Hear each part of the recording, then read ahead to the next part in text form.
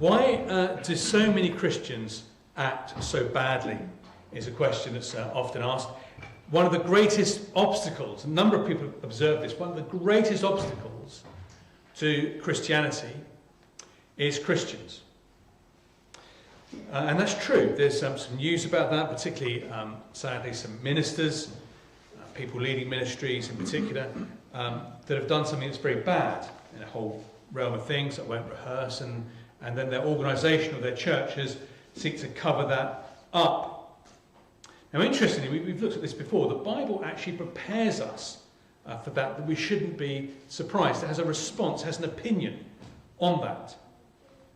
But the greatest offence of Christianity is just that. It is that bad people go to heaven, or whatever you want to, the new creation. But it's for bad people, and that their own goodness doesn't help. And so we get these hypothetical questions. You may ask them, could this, insert bad thing and horror here, this murderer, this paedophile, this robber, could they go to heaven? Or are you saying that this nice person is in fact not going to be there? And we see in these verses that Ben read a moment ago that these are not new issues.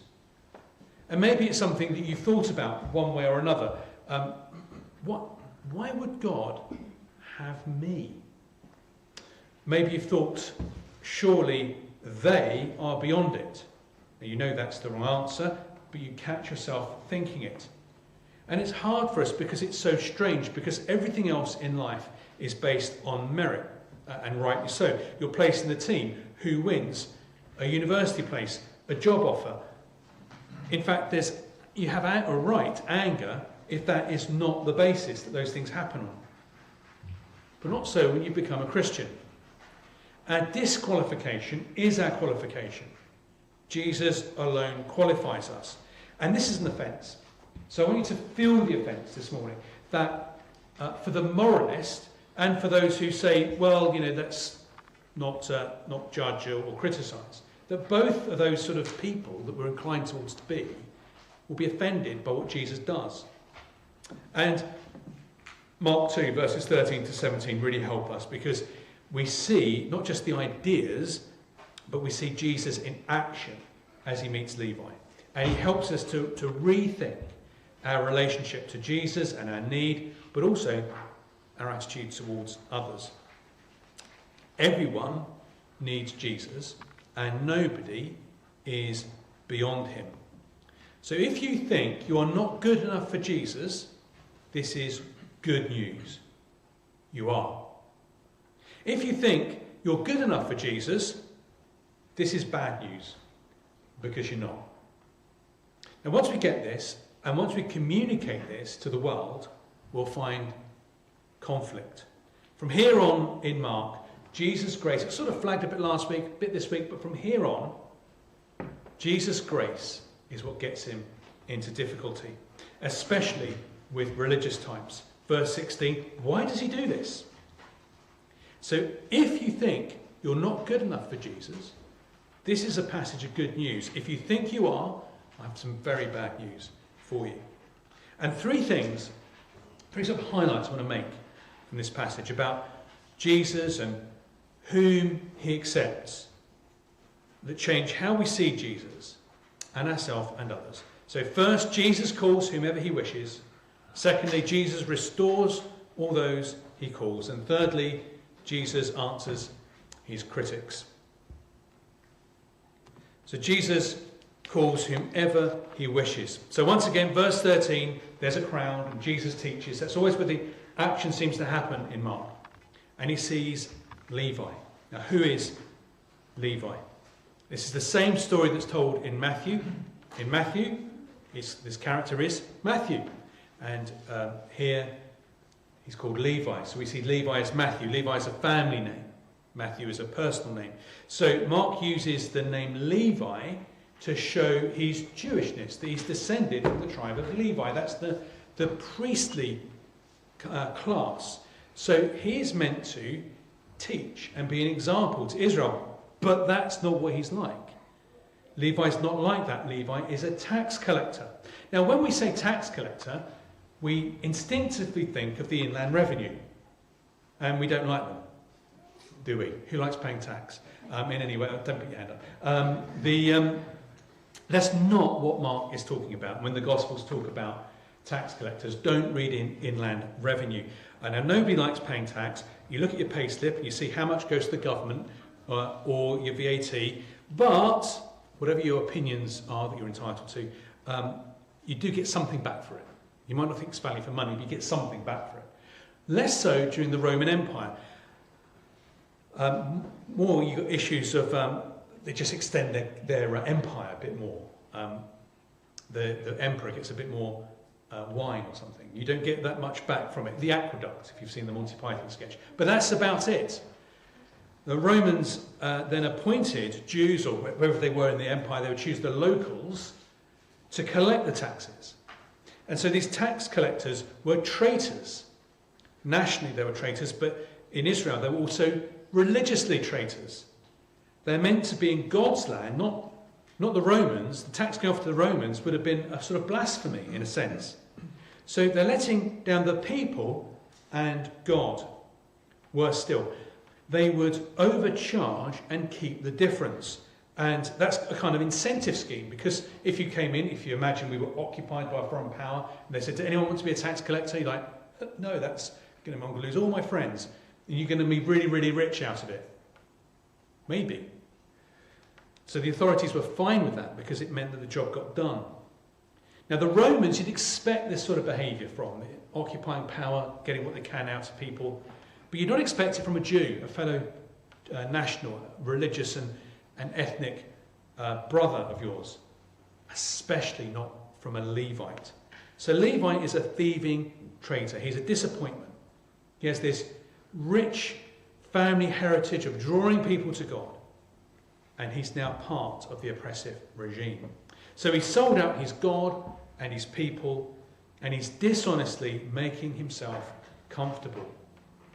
So it's equivalent to us of a cross between a crooked banker meets a Nazi collaborator. And Jesus is walking along and he sees Levi, that thieving, dishonest, cowardly traitor, and he thinks, "I want him." He even becomes one of the 12, alongside, interestingly, a terrorist who probably would have tried to kill the likes of Levi, and some fishermen, and an accountant, and some others. Now we often, I don't know why, the church often emphasises there were fishermen, even fishermen, these unschooled men, who they're the acceptable ones in the 12. Levi is not a good person by any standards, and he's, in fact, not just that, he's a scandalous person. He would hit the newspapers. He'd be hated with some good reason. It's not even as if he was a bad person who then turns over a new leaf, so Jesus will accept him. Look at verse 14. He's still in the booth when Jesus calls him.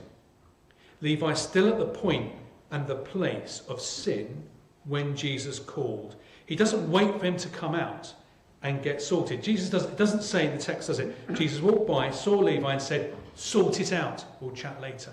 That's not what happens. He calls him in the booth. Now, I was quite bad at football at school and had the humiliation of quite frequently being picked last. I was quite big for my age, so sometimes it would stand there and get in the way of everybody else, head on the stick type thing, but I was frequently picked last. Jesus doesn't treat people like that, does he? And nor did he Levi. He sees someone with none of the right skills, not even really up for the match, and he puts them in the starting 11. Levi is not good enough for Jesus' team, and yet he's chosen for it. In fact, we're all a bad risk. Does not stop Jesus. We judge others, we see differences between good and bad, but from where God sits, we're all much of a muchness. So Jesus does not choose people based on their brilliance. He calls whomever he wishes. And notice he doesn't ask Levi. Verse 14, "Follow me." Interesting, the language Greek that's written in, it's emphatic, it's a command. Jesus tells him, he's told, follow me. Jesus commands Levi to follow him. And his response is to get up and follow. So as you go through the Bible, evangelism, whatever you want to call it, is words are used like persuade and reason, but also it's a command. Follow. And this gives a couple of other things to consider, how we view ourselves and others. Ourselves. You're not beyond Jesus. Now, some of us think that we're too much of a mess for Jesus. You don't have to sort yourself out first before you come to Jesus. That's why Jesus came, because you are a mess. And he calls you in your mess. He calls you out of it, but while you're still in it. Ourselves also, you are a mess. I know you're well enough to know that, and the few of you I don't, I'm going to go out on a limb and say you're a mess. Some of us think we don't have such a great need of Jesus, relatively at least. You do. And a few of others, those who are the equivalent of tax collectors today, I think we know that Jesus came for the outsider. That's sort of in the popular culture. Jesus came for the outsider. And so you see these memes of how we mustn't judge them. And they tend to mean someone like a homeless person. And we'd say, well, that's right. Or someone who doesn't look churchy, a tattooed biker or a punk rocker. Which makes me think, actually, that is a little bit judgy, isn't it? What do you think a Christian looks like? And we may stretch to think that we should include in that picture someone who's immoral, a prostitute or whatever. Now, I know not all of you English, or British even, but this is perhaps more to the Brits in the room, is that we love the underdog, don't we? If you get Brazil playing Luxembourg, we all support Luxembourg. We can't help it. We don't like the people above us. I remember talking to some South Africans saying, why do you always do this? We always support the ones going to win. Well, you won't enjoy sport as much as we do, will you? But we don't like the people above us. And they're the ones we tend to judge. So how do we feel if they walked in today? How would we feel if there was an insider dealer, a crooked banker, a dodgy MP? Well, I've been to churches when all of those have turned up, by the way. It just occurred to me. How about the religious hypocrite? How about the posh, stuck-up, rude, abrasive and arrogant? Those who are over us. Those who perhaps their sin over us has benefited them. Jesus came for them too. We don't like it, do we, if people have benefited at our expense. A few years ago, some of you know this, Josiah's bike was stolen at the front of our house. And I took up after the thief, and he got away. I sort of lost him. And Stella said, which just shows how highly she thinks of me, she said, isn't it a shame you didn't catch him? You could have shared the gospel with him. Well, the rest of you obviously know me better, because that was not at the forefront of my mind. I was judging him, shall we say. Heaven is not for people who steal stuff from me. From you, perhaps. Jesus came for them. Jesus came. He came for those of other religions. Consider who, this for a moment, consider who you would not, in all honesty, who you would not want to sit next to in church since they were here. If they turned up, who would you not want to? And be honest with yourself. Jesus came for them too. He calls people when they're sick. I always have a slight laugh when I go past churches. There's sort of a logo and everything goes with it, of messy church. And I always smile because I just think, is there another kind? He calls us in our sin, but he calls us out of it. Now, before I came to Chelmsford, I lived in what we call UPAs, urban priority areas, so they're the poorest 5% of the country. And that's where I've always done ministry before here.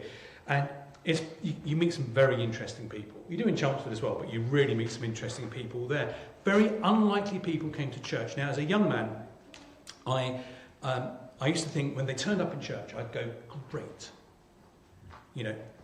Maybe they'll become a Christian. This is so exciting.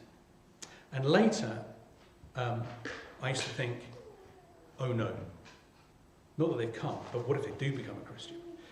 Because it's there we've got the problem, as together we have to untangle a complicated mess. Jesus calls whomever he wishes, and often he calls the scandalous and those who made our life harder. And it's just as well, because that includes you. And Jesus goes on, he restores those whom he calls. If you look at verse 15, and he reclined at table in his house. Many tax collectors and sinners were reclining with Jesus and his disciples, for there were many who followed him. So the first thing that happens is dinner. Now, for someone like me, this is great. One of the first things that happens when Jesus reaches out to someone is they have a good meal. It's very significant. In the ancient Near East, and to an extent the Middle East today, you do not eat with anyone. It's a sign of friendship and intimacy. You don't eat with enemies. You certainly don't eat with people of ill repute. You eat with your friends. And look at who Jesus eats with and where he eats with them. Verse 15, it's in Levi's house of all people, with more tax collectors, traitors and sinners. Why? I'll go down there. Why? How could he? Hasn't he read his Bible? Is the response. End of verse 15, for there were many who followed him. They were like Levi. They became followers too. Other tax collectors and sinners, morally dubious, outside of polite conversation. Now here at CPC we have a youth group, we have a 20s group, we have a men's breakfast, we have a ladies' fellowship. Some churches have groups for helping people with addictions, which is brilliant. I'd love to have the resources to do something like that. But imagine we had a group for people committing fraud, for prostitutes, for the sexually loose, for those who are other people's goods attracted, those who Jesus calls, who follow Jesus. Jesus restores. He treats them as friends, as close friends, and he restores them, and he eats with them. It's interesting, isn't it? Christianity only has two rituals, one of which is a meal. We eat together. Jesus is a friend of sinners. He restores them to himself and to each other. And the sort of thing keeps on happening in Mark. So if you look at verses 12 and 14, it's very similar. It uses this phrase, he got up. So last week we saw this where Ben took us through the previous bit, and a man gets up, an ex-cripple gets to his feet. And here we have an ex-moral cripple gets to his feet, and they're forgiven. And it's not just the slate is clear. It's not just turning over a new leaf. When Jesus says, follow me, which is a command, which is the gospel, he actually issues an impossible command. He can't do it. But as he commands, he gives them the power to obey. So Levi can follow, and then he's restored. And he's now a friend, eating at the table with Jesus. Levi and these tax collectors and sinners, they were sinning. They were sinning by their own choice. They were, in another sense, they were trapped and alienated. And now they're free to enjoy fellowship with Jesus and each other. And Jesus offers that friendship today. What qualifies people for friendship with Jesus? Being good? No. Doing their best? No. You know, some people might say, well, I'm not good, but I'm doing my best. No, that doesn't cut it.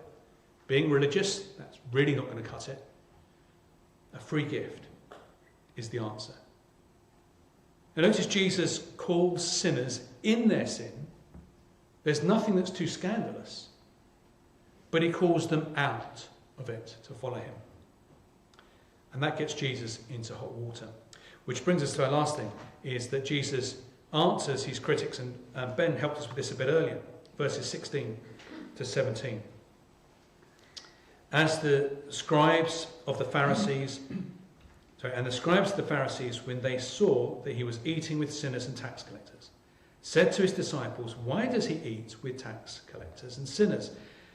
And then Jesus heard, he said, those who are well have no need of a physician, but those who are sick I came not to call the righteous, but sinners. And from now on in Mark, Jesus' opposition with the religious authority. It was sort of flagged last week, it starts a bit this week, and it gets hotter as you go through Mark, this opposition he has with religious people. And their question is, well, how can this be? How could Jesus do this? And it even brings into question Jesus' own morality. Why eat with them? Often, offer them advice, maybe, but why publicly associate yourself with moral scum? Verse 17. And when Jesus heard it, he said to them, those who are well have no need of a physician, but those who are sick.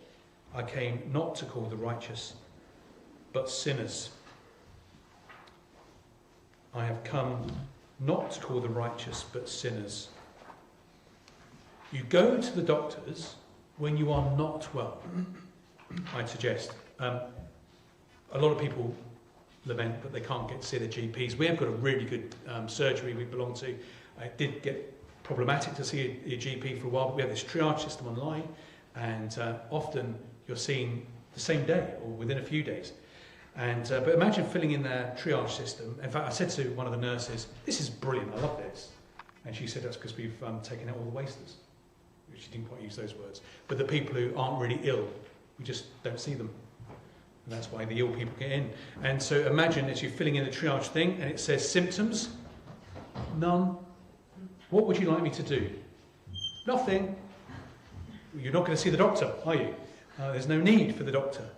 In fact, you'd be daft to go to the doctors if there's nothing wrong with you. It's a waste of time, and you might even pick up something in the waiting room. Jesus came for the sick, not for the healthy. Those who are sick with sin that leads to eternal death.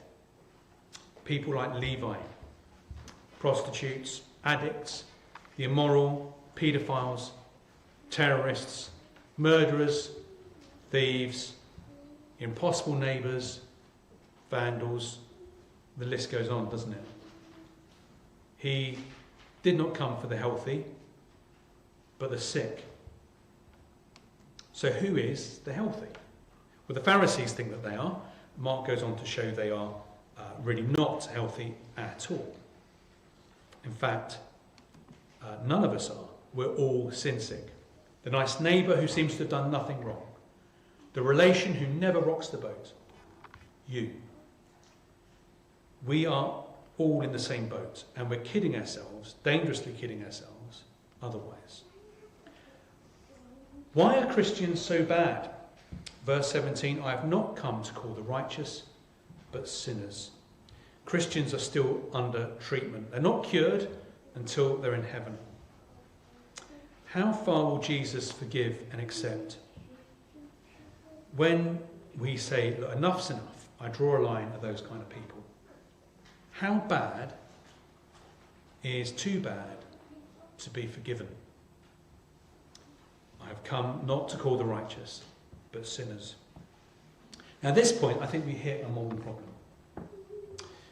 Some sins we don't like to call sin. That would be judgmental. I think there's a few problems with that. The first one is, they're related problems. The first is, ironically, it's self-justifying and therefore judgmental. What we have in our society at the moment is that these sins over here, we used to think are sins, but we've now grown up. We don't think they're sins anymore. So a lot of this to do with sexual ethics and stuff like that. That's old and fuddy-duddy. We mustn't call those sins because that's judgmental. But over here we still have some sins. For example, racism and being judgmental, funny enough. They're very bad sins and they are unforgivable, and there is no hope if you're in that category. Actually come to the Bible and they're all called sins and they're all forgivable.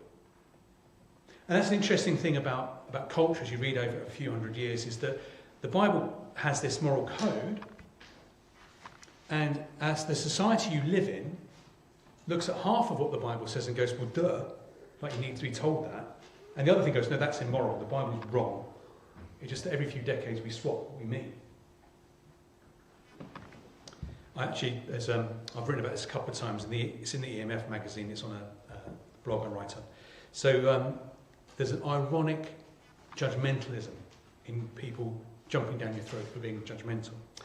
Secondly, related to this, if we deny some sins as sin, we keep people from forgiveness. Jesus said, I came for the sick. I came for the sinner. And there's many in the church who say, well, that's nobody. Nobody's sin sick, apart from people we don't know. If that's the case, we don't need Jesus, not particularly. There's people I've met, it's very sad that I've met people from time to time who didn't go to the doctors because, well, what if he said something I didn't know, I didn't like? I don't want to hear about cancer or something. And then they missed the help that they could have got that would have made them better. Actually, it's my first day back at work today from surgery. So what happened back in the summer, some of you know, is I had some, I won't repeat because it's coming up to lunchtime, but I had some symptoms that the doctor said to me, it's probably nothing, but at your age, she don't like to hear, do you? But at your age, we should get some tests done. And then she paused and went, last time we had I had a man your age with the same symptoms, he died, to get your affairs in order. Now it turned out it was all very trivial stuff, and the reason why I've been away the last couple of weeks is I had my gallbladder out, and it had these little stones. They weren't causing me any pain. There was nothing noticeable about me that was wrong, but the doctor said that if they go loose, then it goes all absolute havoc, so let's get them out. I needed a doctor. I didn't think there was a problem. I disagreed with him. We had a little exchange about whether surgery was necessary, but the doctor knew there was a problem. I could have opted not to go to the doctor, but then I wouldn't know why I was sick. So this sort of, don't tell people there's something wrong with them, misses the point. Jesus came for bad people. And I stand here as a spokesman of the bad community. And I'm delighted to do so. Now, as we go through Mark, we'll see more about sin. And then we kind of, it's one of those things again, we know, it becomes a bit obvious to us. Yeah, we're all sinners, everyone's a sinner. But as we go through Mark, we see just how deep and extensive sin is. And that's your problem and mine. But nobody is too bad for Jesus. He forgave and restored Levi, and he can forgive you. And he can do that with all the people that you've written off. And from God's perspective, we're pretty much all in the same boat. We need a doctor. We need this doctor, Jesus. And this also means that today, you can hear the verdict of the future. Healthy, forgiven, not guilty. We can know now our status in heaven and the new creation. How many people around us need to hear that? They need to hear the diagnosis first, that they're sin sick, and then to hear the cure. How many people need to meet the one doctor who can cure them? I have not come to call the righteous, but sinners. If you think you're good enough, if you think you're healthy morally, you've got a real problem, because you're not. You are fatally ill. And it's an eternal illness.